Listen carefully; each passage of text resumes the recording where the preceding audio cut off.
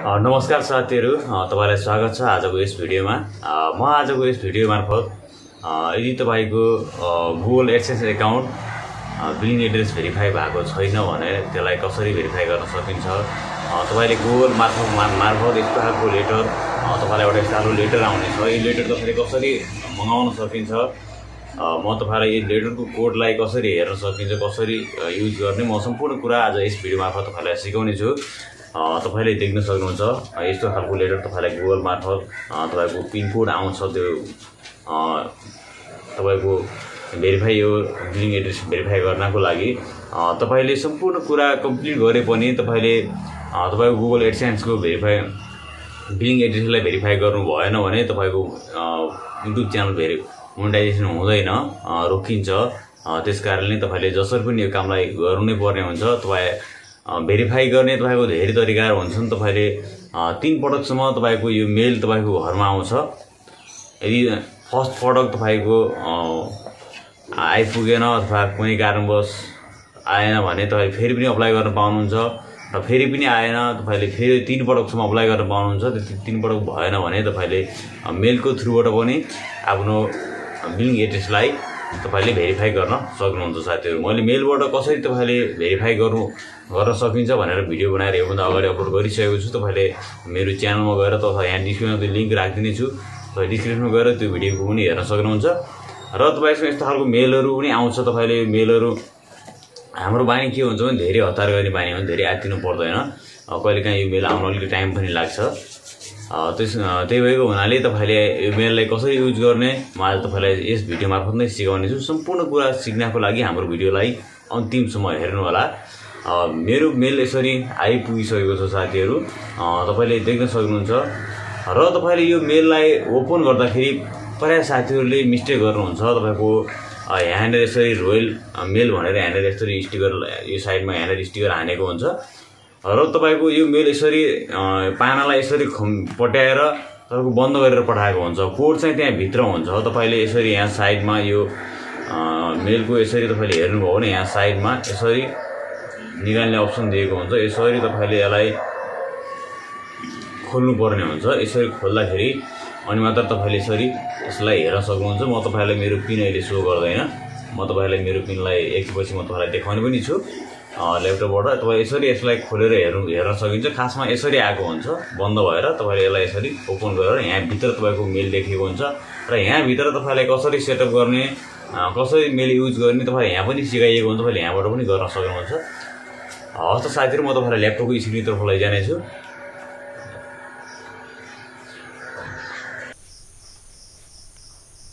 साथीहरु, हामी ल्यापटपको स्क्रिनमा आइसकेका छौं। मैले तपाईलाई सुरुमा यहाँ मेरो मेललाई देखाएँ। मैले तपाईले देख्न सक्नुहुन्छ मेलको फ्रन्ट भाग चाहिँ यस्तो खालको हुन्छ। Google AdSense लोगो र Google AdSense लेखेर आएको हुन्छ। त्यसपछि तपाईले यसलाई मैले हेरेर ब्याक पछाडिको भाग चाहिँ देखाएँ। पछाडिको भागमा चाहिँ तपाईको डिटेल लेखेर आएको हुन्छ। यसरी तपाईको यहाँनेर नाम, ठेगाना, फोन नम्बर हरेक कुरा सम्पूर्ण कुरा यहाँनेर डिटेल लेखेर तपाईको ठेगाना लेखेर पठाएको हुन्छ।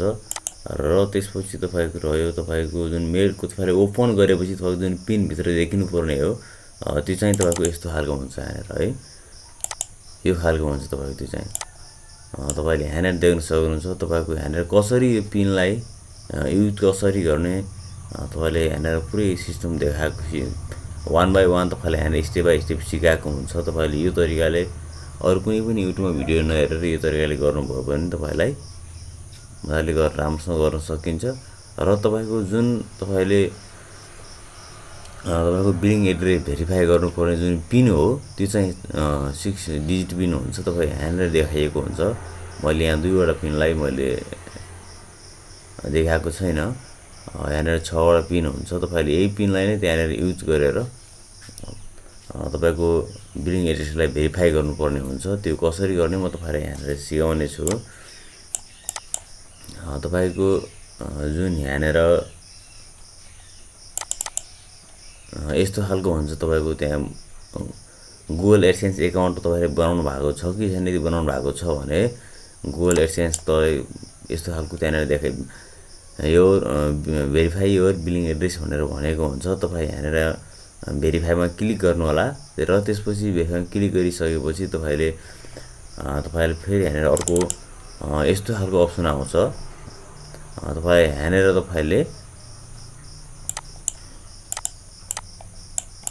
यो पिनलाई जुन यो 6 डिजिटको पिन छ यो 6 डिजिटको पिनलाई तपाईले यहाँनिर टाइप गर्नुपर्ने हुन्छ है। यहाँनिर टाइप गर्नुपर्ने हुन्छ र तपाईले यो पिन टाइप गर्दाखेरि तपाईले 3 पटकसम्म तपाईले रङ टाइप गर्नुभयो गलत युज गर्नुभयो भने फेल हुन्छ। यो 3 पटक भन्दा बढी लिँदैन। 3 पटक तपाईले गलत युज गर्नुभयो भने तपाईले यो फेल हुन्छ र फेरि तपाईले अर्को कोड मगाउनु पर्ने हुन्छ। त्यही भएर तपाईले टाइपिङ गर्दा नआत्तिएर सही टाइपिङ गर्नु होला र टाइपिङ गरिसके तपाईले यहाँ सबमिट गरिदिनु होला, भइहाल्छ। र कहाँबाट जाने भन्दाखेरि म तपाईलाई यहाँ लगेर गएँ गुगलबाट।